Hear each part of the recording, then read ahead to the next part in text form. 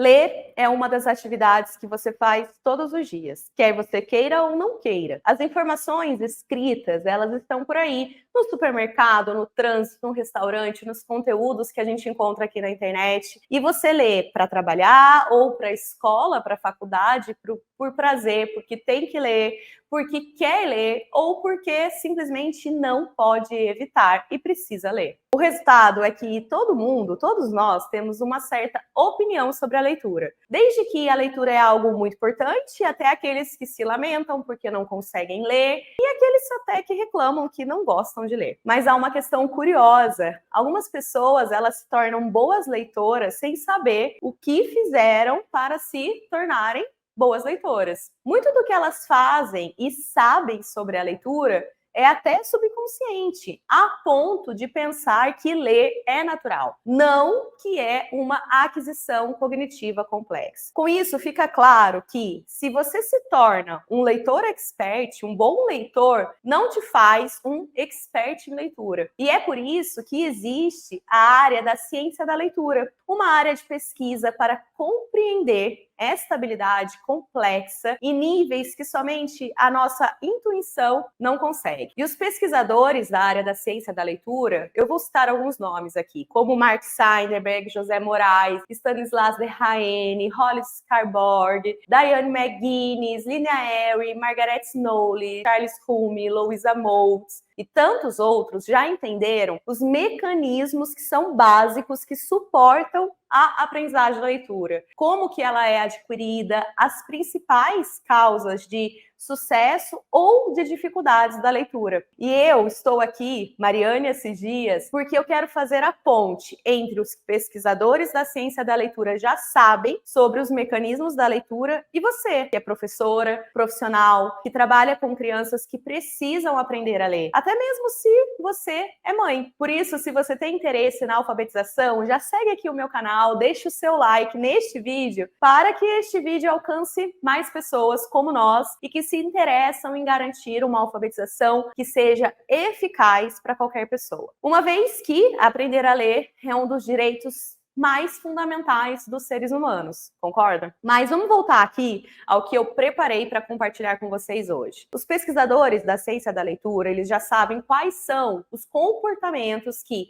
aos 4 ou 5 anos de idade, predizem a capacidade de leitura nos anos posteriores, lá na fase da alfabetização. Eles já sabem como as crianças aprendem a ler durante os primeiros anos escolares e os obstáculos que muitos estudantes encontram e por que eles encontram esses obstáculos. Já sabem o que separa bons leitores de maus leitores. Leitores típicos daqueles que são atípicos, devido tanto a transtornos de neurodesenvolvimento ou fatores ambientais, como uma exposição de instrução de leitura inadequada. Esses pesquisadores, eles já entenderam o que é universal sobre a leitura, coisa que todos os leitores fazem da mesma maneira, porque os cérebros, eles são essencialmente semelhantes. E o que não é, porque os sistemas de escritas, eles podem ser diferentes.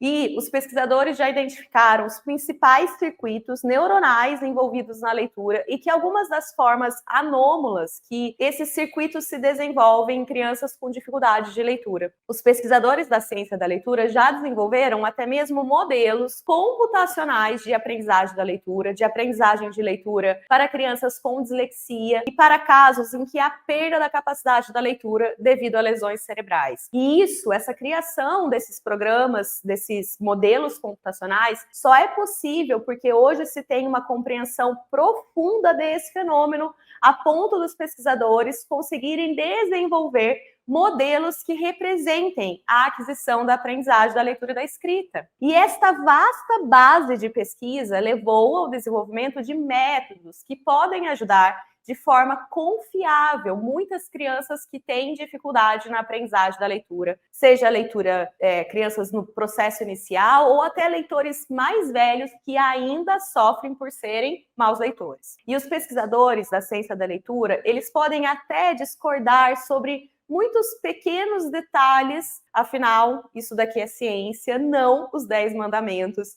mas há um consenso notável sobre a teoria básica em que se dá, de como se dá a aquisição da leitura e as causas do sucesso na aprendizagem da leitura, assim como também as causas do fracasso. Já se sabe muito bem porque os estudantes falham ao aprender a ler. E o consenso notável é o seguinte, eu vou compartilhar aqui com vocês para que vocês garantam isso para qualquer criança em formação. O que a gente tem que recomendar em definitivo aos professores, aos profissionais, aos pais que desejam tornar ótimo o ensino da leitura? Se esse é o seu caso, você tem que garantir e tem que saber que a etapa decisiva da leitura é a decodificação dos grafemas em fonemas. Eu vou explicar para vocês. É uma passagem de uma unidade visual, aquilo que a criança está vendo, a uma unidade auditiva, o que a criança ouve e fala. E é sobre essa operação que se devem focalizar todos os nossos esforços. E os grafemas são as letras ou grupos de letras que representam os sons da fala na unidade dos fonemas. Por exemplo, nós temos o grafema CH, que é formado por duas letras e que representa um único fonema, o som do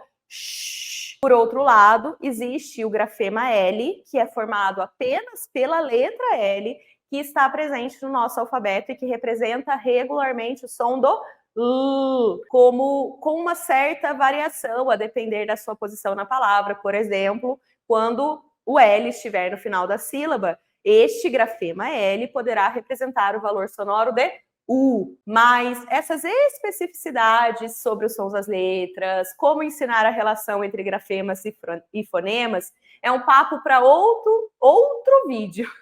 Mas, inclusive, já te digo que há muitos desses vídeos sobre os sons das letras para você explorar aqui no meu canal. Depois você dá uma explorada por aí. Mas, a partir desses primeiros anos escolares, essas correspondências entre grafemas e fonemas, entre letras e sons, deverão ser ensinadas de um modo bastante explícito e sem medo de repetir essa relação letra-som. Porque a gente não pode supor que expor crianças a palavras vai fazer com que ela chegue neste conhecimento da relação letra-som. Então, é preciso explicar claramente ao aluno que cada som tem suas roupas, as letras ou grupos de letras que podem vesti-lo e que, inversamente, cada letra se pronuncia de uma ou de várias maneiras possíveis. E isso, bem entendido, os grafemas eles devem ser introduzidos numa ordem lógica. Então, a gente começa pelos mais simples, mais regulares, aqueles que se pronunciam sempre da mesma maneira, como V ou FV, para então incorporar na sequência, progressivamente, os grafemas mais complexos, como os dígrafos CH, NH, LH, que tem o som do sh, nh ou lh.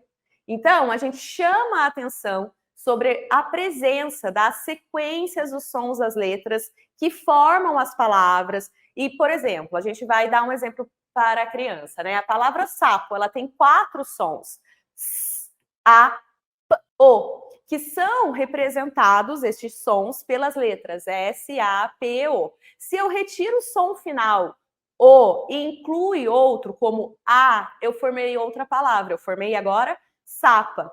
E se de sapa eu retirar o S e incluir o eu formei outra palavra, que é mapa. Essas manipulações fonêmicas, elas são essenciais para formar o leitor. E essa é uma das habilidades preditoras que mais se correlacionam com o sucesso posterior na alfabetização. Essa habilidade específica de manipulação fonêmica chamamos de consciência fonêmica. E podemos ensinar crianças da educação infantil ou até crianças mais velhas que ainda não aprenderam a ler, pois essas habilidades, quando elas não são alcançadas, também estão relacionadas com o fracasso na aprendizagem da leitura e da escrita. Então, faz igualmente necessário compreender que essas letras, esses sons formam as palavras e que as palavras, elas se encandeiam em uma ordem precisa, sempre da esquerda para a direita e sem que nenhuma delas possa ser deixada de lado. Enfim, toda essa mecânica, sabe, da leitura, ela deverá conduzir agora ao significado. A gente lê para compreender. Então, não será escondido do aluno que a finalidade da leitura é a compreensão, e não a simples soletração dos sons das letras. Mas cada ato de leitura, então, deverá levar a criança a decodificar a palavra, a poder acessar o seu significado. E por isso é inadmissível, ainda hoje, a nossa pedagogia aqui no Brasil, formar professoras que saem da faculdade sem saber como alfabetizar, sem saber o que é alfabetização, o que ensinar em cada etapa, qual o melhor método para todas as crianças, inclusive aquelas com transtornos de aprendizagem, como a dislexia, ou de neurodesenvolvimento, como o TEA, o TDAH, o T21. Mas calma, porque a culpa não é sua, que é professora. Você está lá para aprender, mas quem te ensina não se atualiza como deveria sobre as evidências científicas cada vez mais notáveis da ciência da leitura. E há muitas razões pelas quais isso acontece, e também vai ficar um papo para um outro vídeo deste canal. Mas eu quero te dizer que o meu esforço aqui é tornar os conhecimentos da ciência da leitura acessíveis para vocês. As que já estão aqui, que já me acompanham, nós seguimos juntas. E você que está chegando agora porque alguém compartilhou esse vídeo e tudo mais, seja muito bem-vinda e saiba que você pode contar comigo.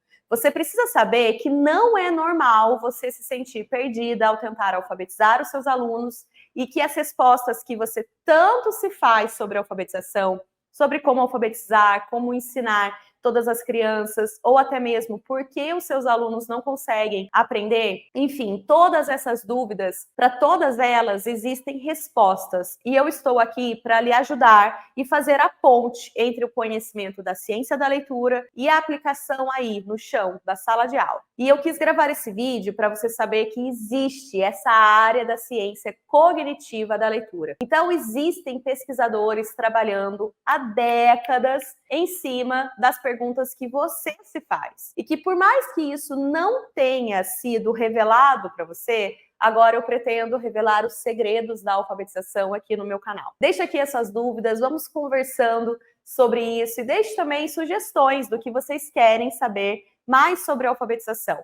Assim como aproveite todo o conteúdo, porque já tem centenas de conteúdo aqui no meu canal, tudo com base na ciência da leitura. Tudo que eu tenho compartilhado por aqui é com base na ciência da leitura e eu sempre estou buscando fazer essa ponte entre a ciência da leitura e você que precisa aplicar. No mais, eu estou por aqui para lhe ajudar a colocar em prática a teoria da ciência da leitura. Conte comigo. Um grande abraço.